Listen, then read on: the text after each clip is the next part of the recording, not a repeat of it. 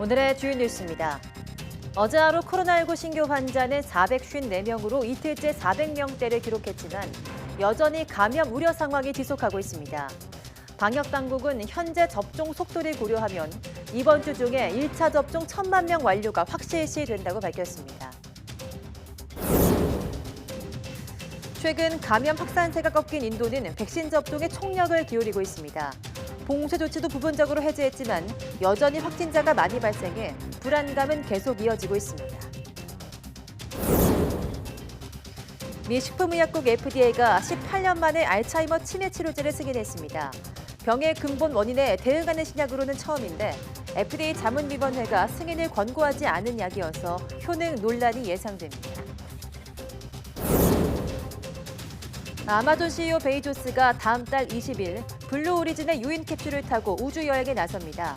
베이조스는 고도 100km까지 올라갈 예정인데 함께 갈 민간인 1명을 선정하기 위해서 온라인 경매를 진행하고 있습니다.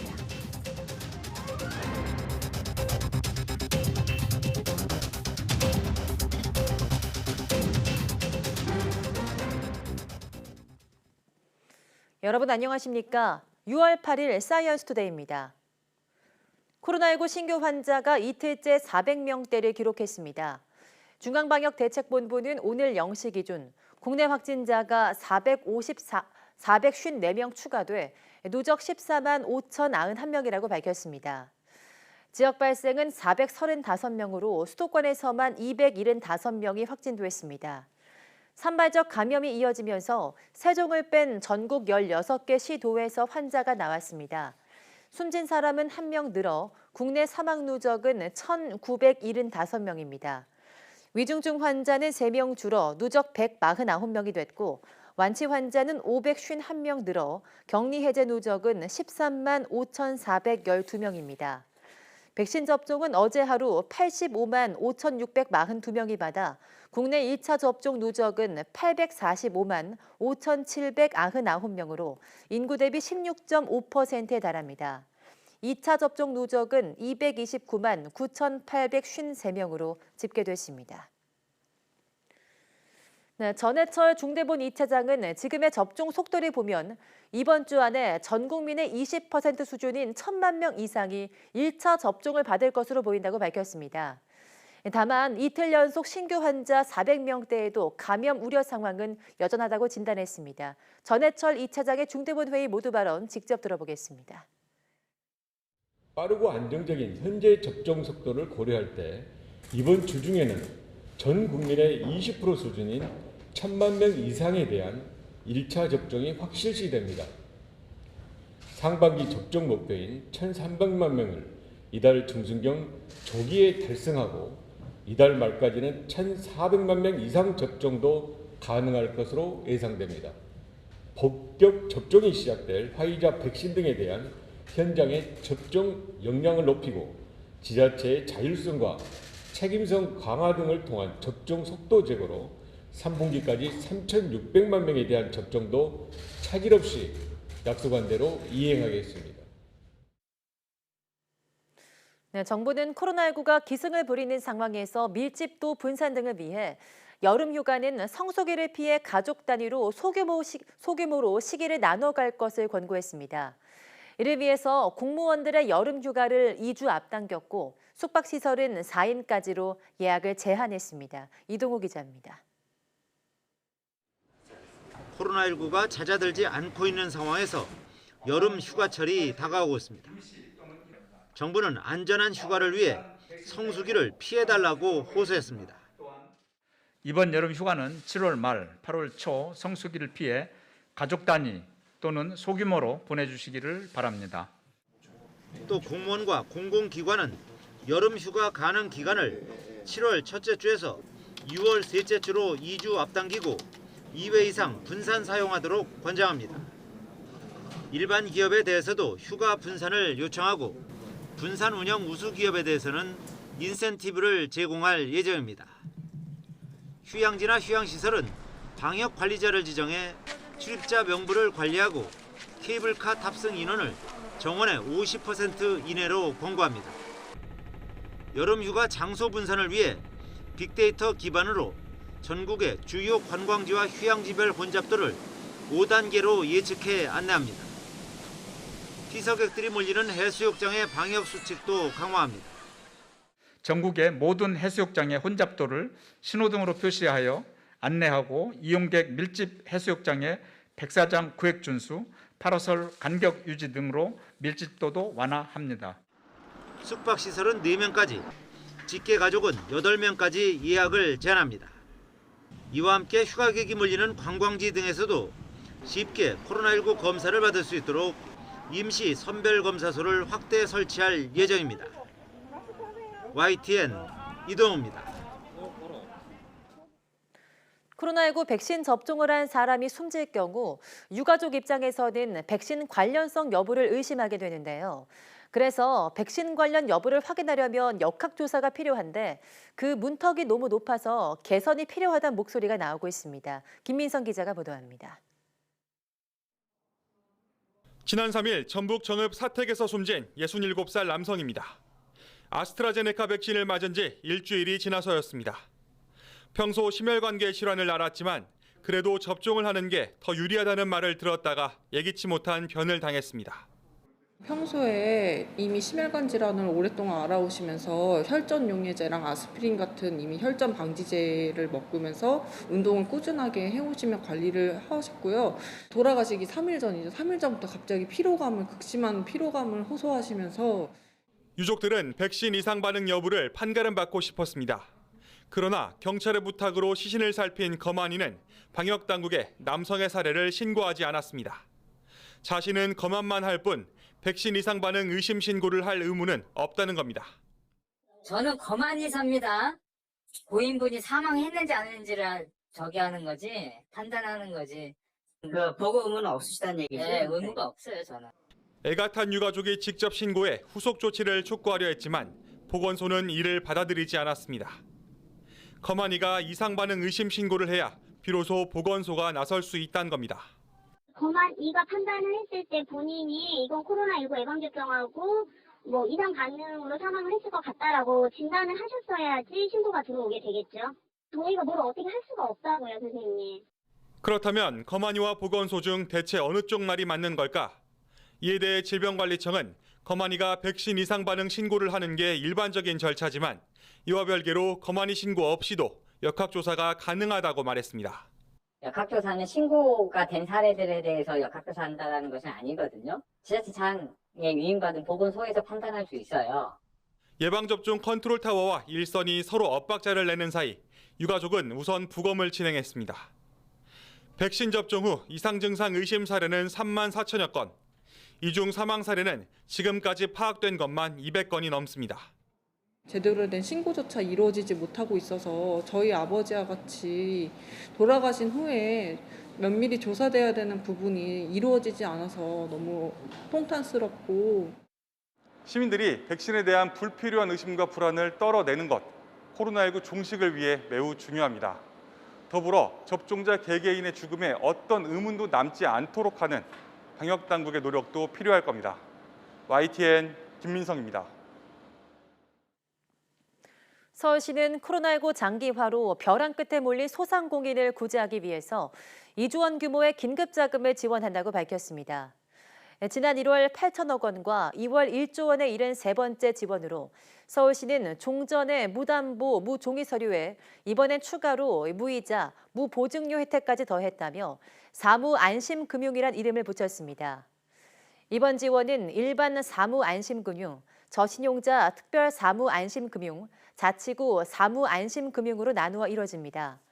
서울시와 구청장 협의회 5개 은행과 서울신용보증재단은 소상공인 사무안심금융 지원을 위해서 업무 협약을 체결했습니다. 4월 경상수지가 19억 1천만 달러 흑자를 기록했다고 한국은행이 밝혔습니다.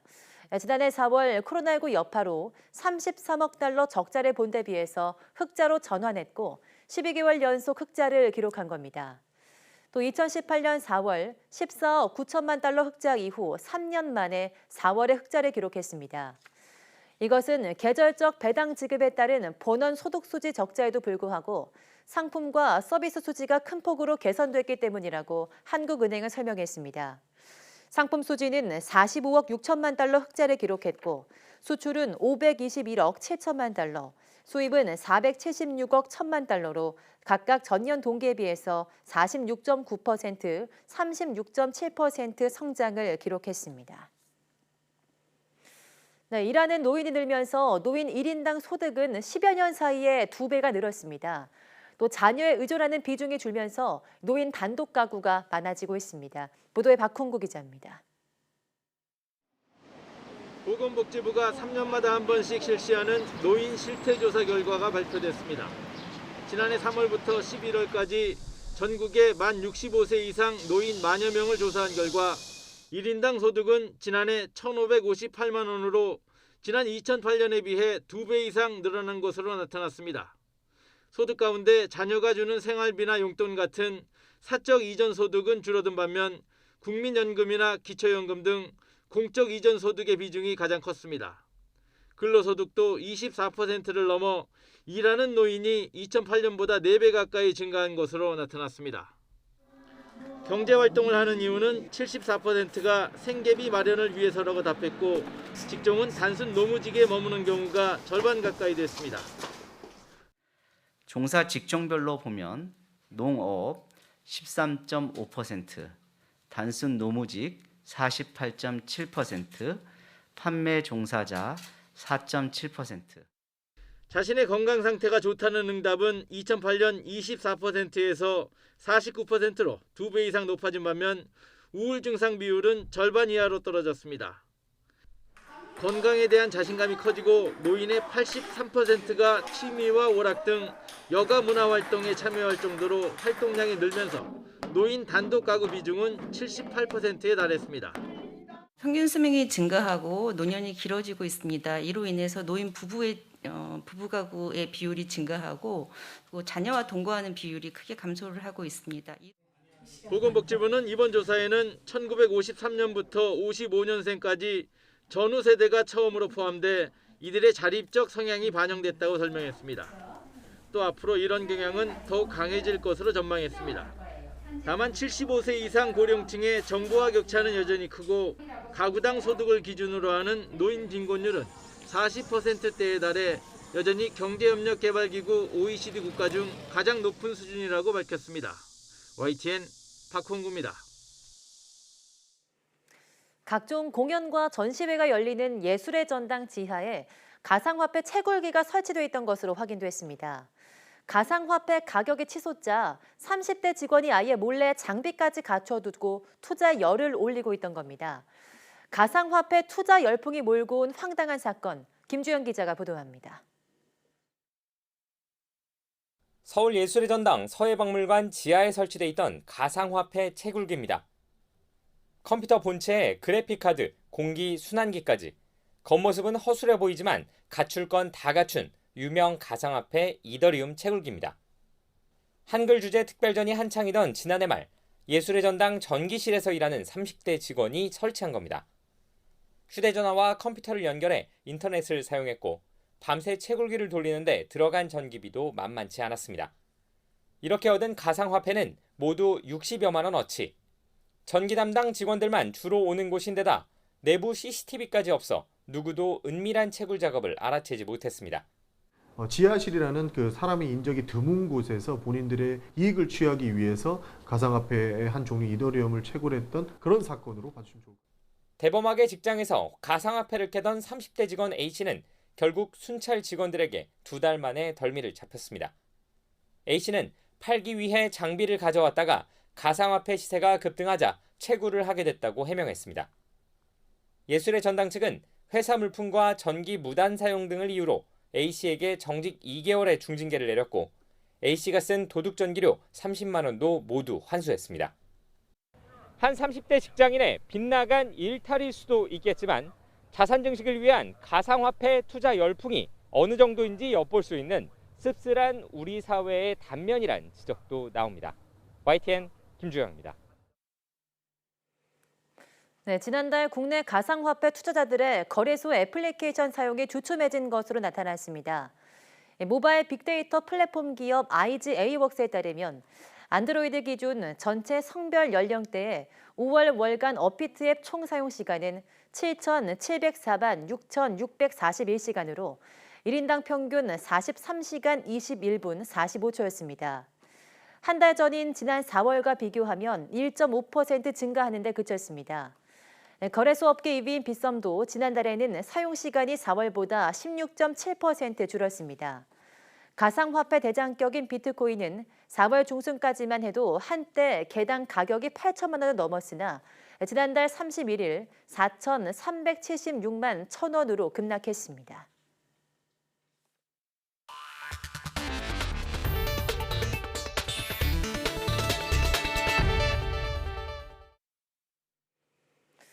조 바이든 미국 대통령이 독립기념일인 다음 달 4일까지 미 성인의 70%의 최소 1회 코로나19 백신을 맞히겠다는 목표를 세웠지만 이를 달성하지 못할 가능성이 있다고 CNN이 보도했습니다. CNN은 현지 시각 7일 질병통제예방센터 CDC의 통계를 분석한 결과 지난 3일 기준으로 최소 1회 백신을 접종한 18세 이상 성인의 비율은 63%였다고 보도했습니다. 이는 일주일 전인 5월 27일에 62%에서 1%포인트 상승한 수준입니다. 하지만 CNN은 일주일 새 성인 인구의 1%가 추가로 첫 백신을 접종한 것인 2월 중순 CDC가 이 통계를 파악하기 시작한 이후 가장 낮은 것이라고 지적했습니다. 또 현재 접종 추세가 계속된다면 한 달이 채 안 되는 7월 4일쯤 전체 성인 인구의 67%에서 68%만이 백신을 최소 1회 맞게 될 것이라고 전망했습니다. 미국 제약회사 모더나가 유럽과 캐나다에서 자사의 코로나19 백신을 12살에서 17살에게 사용할 수 있도록 승인을 신청했습니다. 로이터 통신은 모더나가 현지 시각 7일 유럽연합의 유럽의약품청과 캐나다 의약품 규제당국에 각각 12세에서 17세 대상 백신 접종을 위한 긴급 사용 승인을 신청했다고 전했습니다. 모더나는 미국 식품의약국 FDA도 12세 이상에 대한 긴급 사용 승인을 신청할 예정인데 정확한 일정은 알려지지 않고 있습니다. 앞서 지난달 말 모더나는 12세에서 17세 3,732명을 대상으로 한 임상시험 결과 백신을 접종한 시험 대상 중에는 한 명도 감염이 발생하지 않았다고 밝혔습니다. 최근 코로나19 확산세가 꺾인 인도는 백신 접종에 총력을 기울이는 한편 봉쇄 조치도 부분적으로 해제했습니다. 하지만 여전히 많은 감염자가 발생하고 있어서 불안감은 계속되고 있습니다. 강성옥 기자가 보도합니다. 인도의 하루 신규 확진자 수는 지난달 초 41만 명까지 치솟았지만 최근에는 10만 명 선으로 줄었습니다. 인도의 수도 뉴델리와 뭄바이 등 주요 도시는 거의 2달간 경제 활동에 강력한 봉쇄 조치가 취해졌지만 부분적으로 규제가 풀렸습니다. 쇼핑몰과 상점은 오전 10시부터 오후 8시까지 격일로 영업할 수 있게 됐습니다. काफी अच्छा काफी कम कोई ज़्यादा रश नहीं था जैसे गाइडलाइन था कि 50% मेट्रो में आना है तो उसी के हिसाब से था तो काफ़ी अच्छा महसूस हो रहा है काफ़ी टाइम से घर में ही थे सिक्योर थे अपना सेफ थे घर में अब बाहर निकले सेफ्टी से बाहर निकले बाकी अब देखते हैं अब आज बहुत अच्छा लग रहा है क्योंकि काफ़ी टाइम बाद ओपन हुए हैं 히말라야 잠무와 카슈미르 지역의 산간지대 방호복을 입고 백신 상자를 든 보건 요원들이 가파른 언덕을 오릅니다. आज पहली बार डॉक्टरों की टीम आई है हम उनका बहुत करते हैं शुक्रगुजार करते हैं उन्होंने हमको सबको वैक्सीन की है 인도 정부는 백신 접종과 보급에 총력을 기울이고 있습니다. 연방 정부가 전체 백신의 75%를 직접 관리하고 주 정부에 무료로 공급하기로 했습니다. 하지만 최근 백신 공급에 차질이 빚어지면서 연방 정부의 비난이 쏟아지고 있습니다. 인도에서는 현지 시간 7일 백신 접종을 2차례 마친 사람은 4,630만 명으로 13억 8천만 인구의 3.4%에 지나지 않습니다. 전문가와 야권은 세계 백신의 60%를 생산하며 의약품 강국임을 자랑하던 인도가 부실한 백신 조달 정책 때문에 백신 부족 사태가 빚어졌다고 지적하고 있습니다. YTN 강소옥입니다. 국제구호단체 국경없는 의사회는 유럽연합 등이 코로나19 백신에 대한 지식재산권 면제 협상을 방해하고 있다고 비판했습니다. 코로나19 백신 지재권 면제를 지지해온 국경없는 의사회는 현지 시간 7일 성명을 내고 EU와 영국, 스위스, 노르웨이 등이 지연 전술을 사용하고 있다고 지적했습니다. 특히 EU의 행정복격인 집행위원회가 최근 전 세계적으로 백신 보급을 증대하는 방안으로 내놓은 제안은 협상 절차를 지연시키려는 책략에 불과하다고 꼬집었습니다. 그러면서 백신 외에도 세계는 전염병의 세계적 대유행에 따른 입원 환자와 사망자를 줄이기 위해서 더 새로운 치료법과 진단법을 시급히 활용할 필요가 있다며 각국은 가능한 한 많은 생명을 구할 최상의 기회를 얻도록 전력을 다해야 한다고 강조했습니다. 국제노동기구 ILO 사무총장이 코로나19가 노동계에 미친 영향이 글로벌 금융위기 때보다 훨씬 심각하다고 밝혔다고 로이터 통신이 보도했습니다. 가이 라이더 ILO 사무총장은 현지 시간 7일 향후 2주간 열리는 장관회의 개막식에서 팬데믹의 영향이 전반적으로 2008년에서 2009년 금융위기로 촉발된 것보다 4배 더 심각하다고 강조했습니다. 특히 일부 지역에서 경기 회복과 일자리 창출이 빠르게 이루어지고 있다면서 부분적으로 불평등한 코로나 백신 분배에 따른 이런 추세가 계속된다면 경기 회복마저 불균등할 수 있다고 지적했습니다. 미국 식품의약국 FDA가 18년 만에 알츠하이머병 신약을 승인했습니다. FDA는 현지 시간 7일 미 제약사 바이오젠이 일본의 에자이 제약사와 함께 개발한 에듀유헬룸을 알츠하이머병 치료제로 승인했습니다. FDA가 2003년 알츠하이머병 관련 신약을 승인한 지 18년 만에 새로운 약을 승인한 겁니다. 당시 약은 불안이나 불면증 같은 증상을 관리하는 것이어서 병의 근본적인 원인에 대응하기 위해 개발된 신약이 승인받은 것은 처음이라고 로이터 통신은 평가했습니다. 다만 이 신약 역시 환자의 정신적 쇠퇴를 되돌리지는 못하고 이를 늦추는 효과가 있는 것으로 나타났습니다. 세계 최대 전자상거래 업체 아마존의 최고 경영자인 제프 베이조스가 다음 달 20일 우주 여행에 나섭니다. 우주 경쟁을 벌이는 부호 가운데 가장 먼저 고도 100km의 우주 경계선에서 무중력을 체험하는 겁니다. 김태형 기자입니다. 베이조스 아마존 CEO는 자신이 설립한 우주 탐사 기업 블루 오리진의 첫 유인 캡슐을 타고 우주를 여행합니다.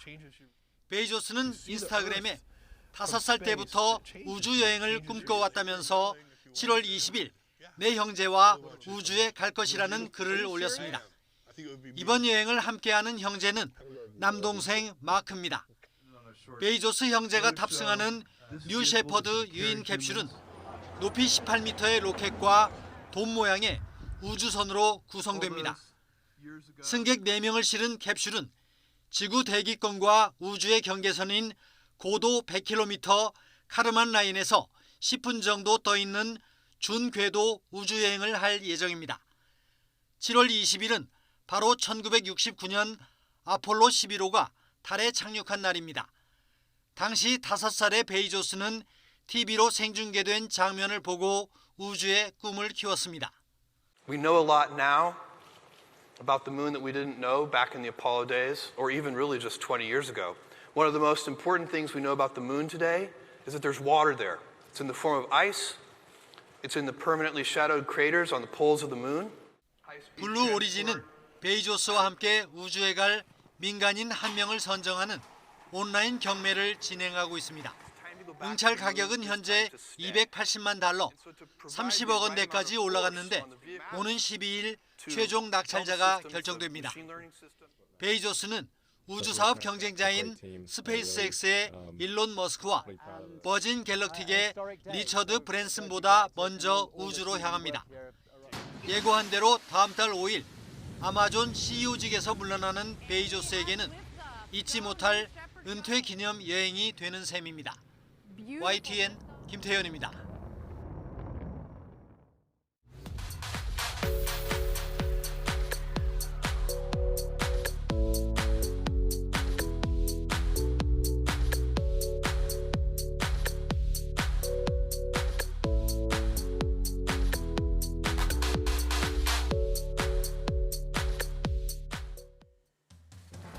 네, 문재인 대통령이 집단 면역 조기 달성에 총력을 기울이겠다며 자신감 있는 모습을 보였습니다. 하지만 개별 접촉을 통한 감염 비율은 사상 최고치를 기록하는 등 안심할 수 없는 상황도 이어지고 있는데요. 오늘 오후 사이언스 투데이에서는 코로나19 백신 접종 상황과 앞으로의 전망에 대해서 취재 기자와 함께 이야기 나눠보겠습니다. 많은 시청 바랍니다. 함께해 주신 여러분 고맙습니다.